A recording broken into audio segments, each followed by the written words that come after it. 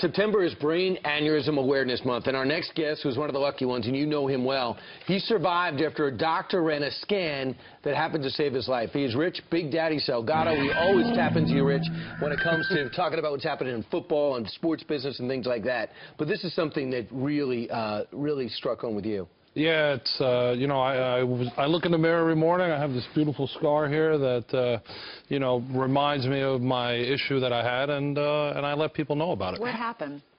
I was in a pool wrestling, and I had water in my ears, and I for some reason I couldn't get it out. I went to the doctor, and he said to me, he goes, "We don't see, what the issue is. The water's out." I got an MRI done, and then they said to me, "Hey, you need to come back in. There's something else going on." And I went in and they scanned me, and I had this little ball in my head. And an aneurysm is a weakness in the blood vessel, and it starts bulging, Yep. and the bigger it gets, the risk is that it's going to pop. Yeah, it usually pops, and you've got such a little time to get, you got to get right into an emergency room to deal with that. Well, that saved your life. Yeah, we were able to see it before it popped, and I had great doctors out at North Shore LIJ, Dr. David Chaliff and Avi Sutton, who saved my life. Well, what happens how do you know if you have a brain? That's the key. Yeah, well, the key is that people need to go and get scanned. There's millions of people that walk around with aneurysms, and they don't even realize that they have it. But insurance is not going to cover that, right? Well, insurance covered mine. I mean, for the most part of it, yeah. Yeah, well, let's look at some of the signs of a possible aneurysm. First up, severe headache, dilated pupils, double vision, eye pain, trouble speaking. What are some of the risk factors? I know smoking is one of them, and high blood pressure and stuff high like blood that. pressure, smoking, overall your weight, and sometimes it's hereditary.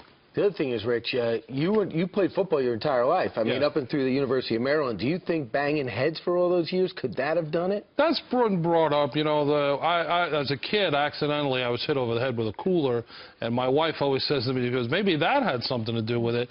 And you know what? Because it was one of those things where you got hit, and you just say, hey, all right, I got this little bump, and I rub it off and go on to the next thing. But it could have. 1 in 50 people are walking around right now with an undiagnosed aneurysm, right? Yeah. There's a lot of people that don't realize that they have it. It's just, I didn't know I had it. I would have never, if I didn't go in for my issue with the hearing, who knows what happens. Does it run in your family?